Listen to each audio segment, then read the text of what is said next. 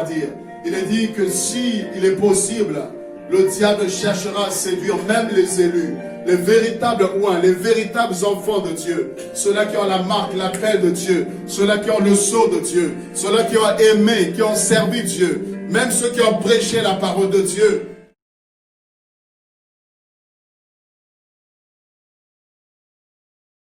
Que Dieu vous bénisse. Amen. Merci pour votre présence. Amen. Et merci encore à tous ceux-là qui se sont déplacés.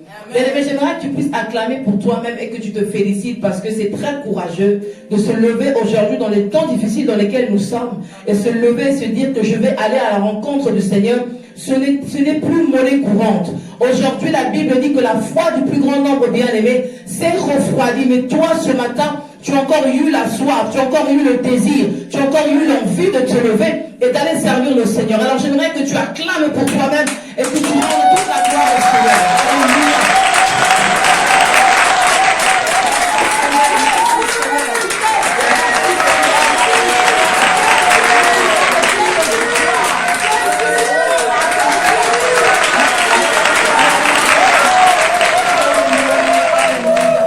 Gloire au Seigneur, que Dieu soit béni.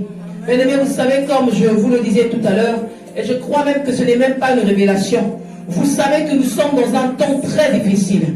Et Jésus va le dire. Et puis ce que j'aime, c'est que lorsque nous sommes en train de lire les Écritures, ici la Bible nous dit dans Matthieu 23 que Jésus était dans le temple. Lorsque Jésus maintenant sort du temple, ses disciples vont nous faire remarquer la beauté du temple. Ses disciples vont nous faire remarquer la construction du temple. Ils vont dire, Seigneur, n'as-tu pas vu ce temple, comment il est beau? Mais Jésus va leur répondre, il va leur dire, il ne sera ici pierre sur pierre qui ne soit renversé. Ça veut dire que les temples que nous louons, les temples que nous aimons tant, les temples que nous acclamons, ces temples-là un jour seront détruits. Voilà pourquoi la Bible dit que c'est nous maintenant qui sommes le temple du Saint-Esprit. Nous sommes dans une génération bien aimée où les hommes et les femmes marchent par la vue. Nous ne marchons plus selon la foi, mais nous marchons selon la vue. Voilà pourquoi le prophète Samuel, lorsque Dieu va lui demander d'aller oindre le nouveau roi en Israël, lorsqu'il va voir le grand frère de David, il va être impressionné par rapport à son gabarit, par rapport à sa taille. Il va croire que c'était le nouveau roi que Dieu avait choisi. Et je bénis Dieu parce que Dieu dit à son serviteur Samuel, ne regarde pas à son apparence, parce que ce n'est pas lui que j'ai choisi. Celui que j'ai choisi, il est en train de paître les brebis. Celui que j'ai choisi, il est caché quelque part. J'aimerais dire à quelqu'un que Dieu, les hommes regardent à ce qui frappe le regard, mais Dieu regarde l'intérieur. Et ici, Jésus va dire encore, il va leur dire beaucoup de choses. Il va dire que oui, vous aurez des tribulations, mais prenez courage. Il dit qu'il y aura des faux Christ, des faux serviteurs, des faux prophètes, des faux rois qui vont se lever. Mais il dit, gardez-vous d'être séduits. Et il dit, l'iniquité se sera accrue. Et nous sommes dans ce temps bien-aimé où le bien est appelé mal, où le mal est appelé bien. L'iniquité est en train de se croître, bien-aimé. Les choses deviennent compliquées, bien-aimé. Nous allons le voir dans notre thème. Ici, je suis tout simplement en train de planter le décor. Mais Jésus va dire que, oui, l'iniquité se sera accrue et l'amour du plus grand nombre se refroidira. Et comme j'aime le dire, lorsque Jésus dit que l'amour du plus grand nombre se refroidira, ici on parle des apôtres, on parle des docteurs, on parle des prophètes, on parle des évangélistes, on parle de toute personne confondue, bien-aimée. L'apostasie concerne tout le monde, ou encore je dirais concerne les chrétiens. Qui que tu sois, peu importe la grâce, l'onction, le titre que tu as, si tu ne veilles pas, bien-aimé, l'apostasie peut te toucher. Mais j'aime une chose, Jésus va dire, mais celui qui persévérera jusqu'à la fin sera sauvé. Ici pour un rappel, parce que je sais que certainement dans la salle, il y a des personnes qui savent. C'est qui une épouse? Alors une épouse, c'est une personne unie à une autre par le lien du mariage. Je reprends encore. Une épouse est une personne unie à une autre par le lien du mariage. J'aimerais dire à quelqu'un, lorsque une femme est mariée, elle appartient à une personne bien précise. Ici, je ne parle pas du lesbianisme. Ici, je ne parle pas de l'homosexualité. Je ne parle pas de deux femmes. Je ne parle pas de deux hommes, parce que Dieu ne reconnaît pas ces relations. La Bible dit que Dieu a créé une femme pour un homme et un homme pour une femme. Voilà pourquoi une épouse, c'est une personne qui est liée à une autre personne par le lien du mariage. Et la Bible dit dans 2 Corinthiens 11, 2. 2 Corinthiens 11, 2. Moi, je vais lire la version Martin. Parce que c'est vrai que j'ai beaucoup aimé beaucoup plus la définition de la version Martin. Ici, la Bible dit, l'apôtre Paul dit, car je suis jaloux de vous, d'une jalousie de Dieu, parce que je vous ai unis à un seul mari, pour vous présenter à Christ comme une vierge pure. Ici, l'apôtre Paul dit que je vous ai unis à un seul mari. Et nous savons que l'épouse c'est Christ. Et nous savons que nous sommes, bien aimés, l'épouse. Nous sommes son épouse. Donc si nous sommes l'épouse de Christ, nous devons refuser les mélanges. Aujourd'hui, nous parlons de l'adultère. L'adultère, c'est sortir ou encore avoir de relations avec une personne qui n'est pas ton mari. Mais lorsque tu appartiens à une épouse, c'est comme moi, je suis Madame Ndongala, c'est comme l'évangéliste, c'est Madame Loach. Donc quand tu appartiens à un époux, automatiquement, lorsque les gens te regardent, il y a un respect qui est là. Il y a une considération qui est là. Parce que même dans la société, on ne considère pas une demoiselle et une femme mariée de la même manière. Une femme qui n'est pas encore mariée, les hommes peuvent se jouer de toi. On peut faire tout et n'importe quoi avec toi. Mais à l'instant où on sait que non, cette femme porte une marque. J'aimerais dire, même si c'est vrai qu'aujourd'hui, nous sommes dans une génération où les gens ne respectent même plus les hommes mariés ou encore ne respectent plus les femmes mariées. Aujourd'hui, certaines personnes, draguer une femme mariée est un challenge. Ils se disent que quoi? Je dois tout faire. Pourquoi? Pour draguer cette personne-là qui est mariée. C'est devenu un challenge pour certaines personnes aujourd'hui.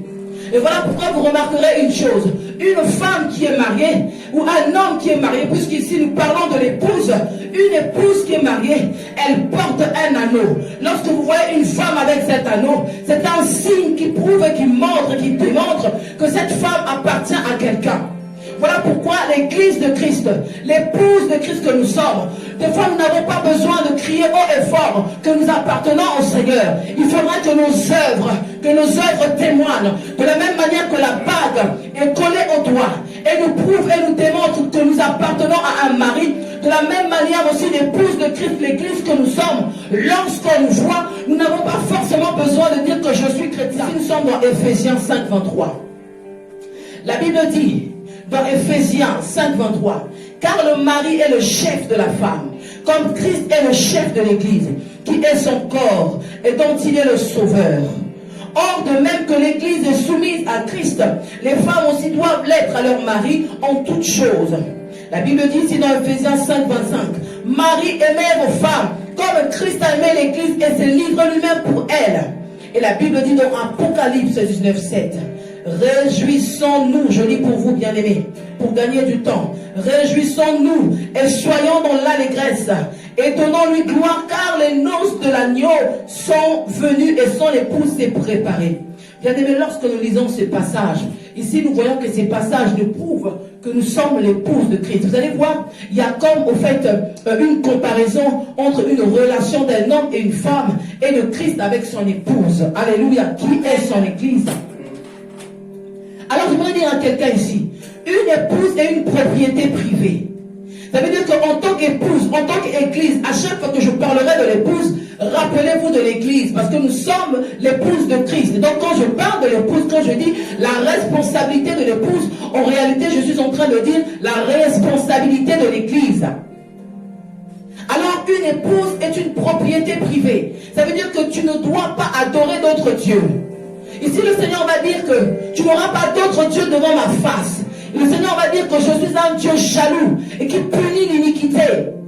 Vous allez remarquer dans Exode, lorsque Dieu va délivrer son peuple de l'Égypte, qui était retenu pendant plus de 430 ans en Égypte, qui était sous l'esclavagisme, bien aimé, il pleurait, il gémissait. Mais comme Dieu est le Dieu de l'alliance, la Bible dit que Dieu s'est rappelé de l'alliance d'Abraham, d'Isaac et de Jacob. Et Dieu est descendu afin de délivrer son peuple. Et lorsque son peuple maintenant sort de l'Égypte, ils arrivent maintenant dans le désert, parce qu'avant d'aller à Canaan, j'aimerais dire encore l'église, avant de voir le ciel, il faut que tu passes par le désert. Il faudrait que Dieu puisse t'éprouver, bien-aimé.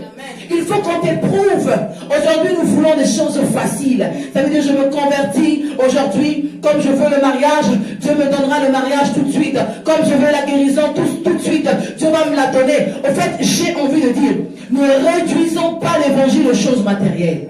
Parce que si Dieu a donné ce qu'il avait le plus précieux, Jésus, c'est qu'il est capable de te donner la bénédiction que tu cherches. Il est capable de te donner le mariage, la guérison, toutes ces choses-là. La Bible dit à quoi sert un homme de gagner le monde s'il doit perdre son âme. Et aujourd'hui, les chrétiens d'aujourd'hui, nous sommes tellement devenus charnels et nous avons le même comportement, la même attitude que les disciples à la sortie du temple. Waouh, Seigneur, regarde le temple. Nous sommes devenus charnels. Alors aucun d'eux ne va même rebondir sur les enseignements que Jésus donnait en Matthieu 23. Jésus a dit beaucoup de choses qui étaient très très importantes. Mais aucun d'eux va dire, oh, mon maître, lorsque j'étais en train de prêcher, je me suis vraiment senti concerné et je veux vraiment me repentir. Non, regarde la beauté du temple. Quand j'étais dans le monde, bien aimé, la Bible dit que celui qui met la main à la charrue et qui regarde en arrière n'est pas digne du royaume. Nous voyons ici qu'il y a une chose, une seule chose qui nous permet de pouvoir nous remarier. Je dirais deux. La première chose, c'est s'il y a l'adultère, s'il y a infidélité. Si tu n'arrives pas à pardonner, quoique même lorsqu'il y a infidélité, Dieu nous demande de pardonner. Mais si maintenant tu n'arrives pas à pardonner, ou encore que tu as pardonné la personne, et que la personne continue à te tromper, et que la personne demeure dans le péché, bien aimé, tu as le droit de divorcer, tu ne seras pas dans le péché, et tu as le droit de te remarier. Et la deuxième chose qui peut nous permettre de se marier, lorsqu'il y a la mort d'un conjoint. Je continue. Alors ici, le peuple dans le désert, il commence au fait à se lamenter. Et lorsque Moïse monte sur la montagne, et il commence à mettre la pression à Aaron. Aaron, fais-nous un veau d'or. Parce que Moïse est sur la montagne. Fais-nous un veau d'or. Et à un moment donné, ils ont pris tous les bijoux. Ils ont commencé à faire ce veau d'or. Et Dieu n'était pas content. Et c'est ce qui se passe aujourd'hui dans l'église. Ça veut dire que nous avons nos veaux d'or. Il y a quelque chose que nous aimons plus que Dieu. Ça veut dire que beaucoup d'entre nous, Dieu nous l'avons mis au placard. Et de temps en temps, lorsque nous avons besoin de lui, nous venons chercher le Seigneur. Quand j'ai besoin de quelque chose, c'est là où je me souviens que Dieu existe. Et ça, c'est l'attitude des païens. Vous allez remarquer, le païen, lui, il vit comme il veut. Mais lorsqu'il est dans le pétrin, lorsqu'il est dans le problème, qu'est-ce qui se passe? Oh mon Dieu, on commence à accuser le Seigneur. Bien-aimés, ne soyons pas comme les païens. Ne soyons pas comme les païens, bien-aimés dans le Seigneur. Alléluia. Amen. Alors, comme je disais, l'épouse est une propriété privée. Et la Bible dit dans Zacharie 2:8, ici, si vous avez le temps, même temps, vous pouvez prendre le passage avec moi. Ou sinon, moi, je lirai pour vous par rapport au temps. Parce que le temps est déjà avancé. La Bible dit dans Zacharie 2:8, car ainsi parle l'Éternel des armées. Celui qui vous touche à la prunelle de mon œil. Ici, le Seigneur va dire que celui qui touche à mon épouse, celui qui touche à mon église, il touche à la prunelle de mes yeux. Bien aimés, nous savons que les yeux, c'est un endroit qui est très sensible. Ça veut dire que lorsque même une poussière, lorsque peut-être même un sable, quelque chose veut rentrer dans l'œil, automatiquement l'œil commence à rougir, ou encore l'œil se referme. Et le Seigneur va dire que celui qui touche, celui qui vous touche, en d'autres termes, celui qui touche à mon peuple, celui qui touche à mon église, touche à la prunelle de mes yeux. Parce que lorsque tu appartiens à quelqu'un, tu deviens une propriété privée et cette personne-là te garde jalousement. On avance. La Bible dit dans 1 Corinthiens 3:23, vous êtes à Christ et Christ est à Dieu. Toujours dans le même élan que nous sommes une propriété privée. Alléluia. Amen. Et ici la Bible dit une chose encore. Dans 1 Corinthiens 6:19. Ne savez-vous pas que votre corps est le temple du Saint-Esprit qui est en vous, que vous avez reçu de Dieu et que vous ne vous appartenez point à vous-même? J'aimerais que tu dises à ton voisin, tu ne t'appartiens pas à toi-même. Tu ne t'appartiens pas à toi-même.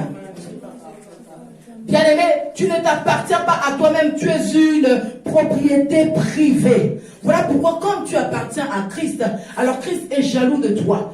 Donc, comme tu appartiens à Christ, à chaque fois que tu consacres plus de temps à une autre chose qu'à Dieu, bien aimé, Dieu sera jaloux. Mais nous devons refléter Christ, bien aimé.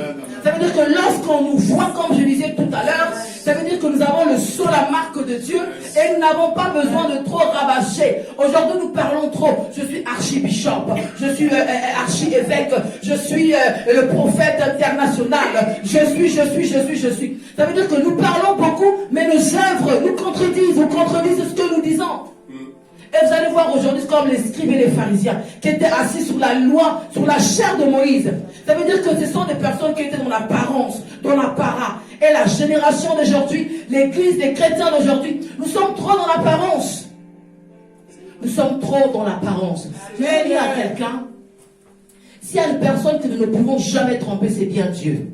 Tu peux me tromper, je peux te tromper, je peux te donner une apparence pieuse. Mais j'aimerais te dire qu'il y a un Dieu, comme j'aime le dire, comme un homme le disait souvent, qui voit une fourmi noire sous une grosse pierre et même pendant la nuit. Ça veut dire que Dieu a la capacité de compter même, connaît le nombre de tes cheveux. Tout ce que nous faisons, même avant que nous puissions ouvrir la bouche, Dieu sait qu'est-ce que nous allons dire. Amen. Et voilà pourquoi la Bible dit dans 1 Corinthiens 12, 27, vous êtes le corps de Christ et vous êtes ses membres, chacun sa part.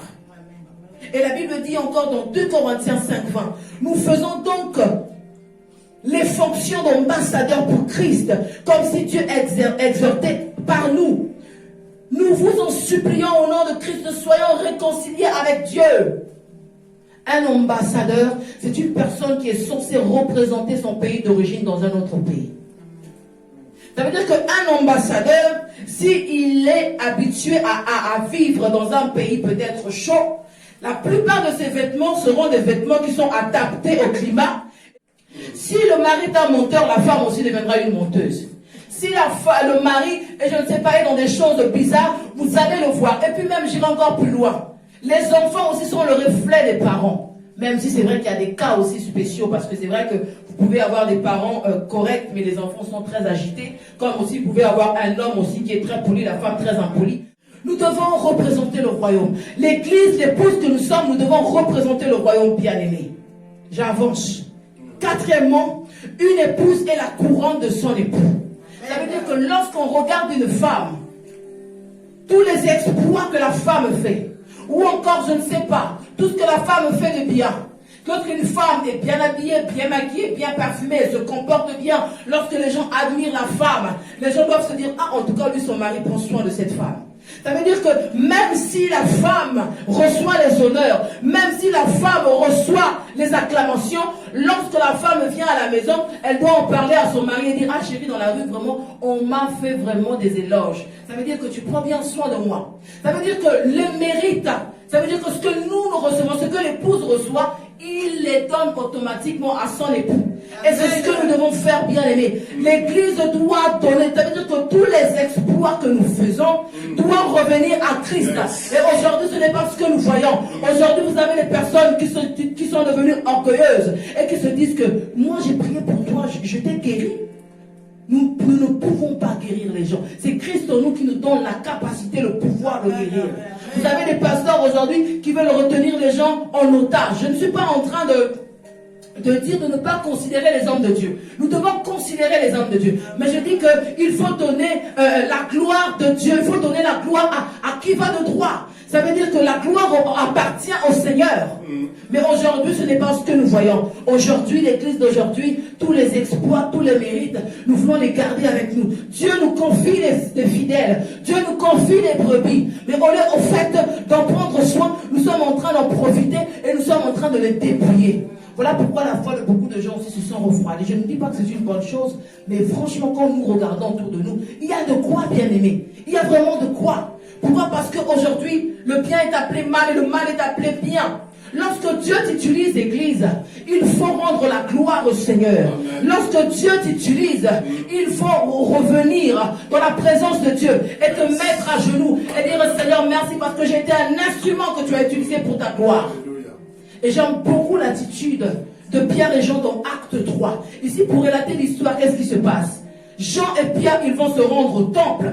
Et lorsqu'ils se rendent au temple, ils voient qu'il y avait un boiteux qui est assis, qui avait l'habitude de demander le monde, qui avait l'habitude de demander l'argent. Et lorsqu'ils s'approchent de ce boiteux, ils disent, écoute, nous n'avons ni or ni argent à te donner. Ils le fixent et ils disent que ce que nous avons, nous te le donnons au nom de Jésus, lève-toi et marche. Et lorsque ce boiteux s'est marché, commencé à marcher, les gens qui étaient autour, bien aimés, ont commencé à glorifier le Seigneur. Mais il y a aussi une catégorie de personnes qui ont commencé à suivre Pierre et Jean. Et j'ai beaucoup aimé le comportement de Pierre et Jean. Pierre et Jean ont dit, Mais pourquoi est-ce que vous nous suivez comme ça? En d'autres termes, pourquoi est-ce que vous voulez nous donner la gloire qui appartient à Dieu? Ça veut dire que le miracle que vous venez d'expérimenter, ce n'est pas nous qui l'avons fait, mais c'est Christ qui l'a fait à travers nous. C'est ce Dieu que vous avez méprisé, ce Dieu que vous avez rejeté, c'est ce Dieu-là qui a fait cet exploit à travers moi. Amen, amen. J'ai beaucoup aimé leur attitude. Et c'est cette attitude, bien aimée, que nous devons avoir. Que nous devons avoir. Lorsque Dieu agit dans nos vies, nous devons lui donner toute la gloire. Alléluia. Amen. La Bible dit dans Proverbe 12:4, une femme vertueuse est la couronne de son mari. Mais celle qui fait honte est comme la carie dans ses os. Je ne sais pas si vous avez déjà eu une carie. Moi, j'en ai déjà eu une. Ça fait extrêmement mal. Ça veut dire que lorsque tu n'es pas la gloire de ton époux, tu deviens la honte de ton époux.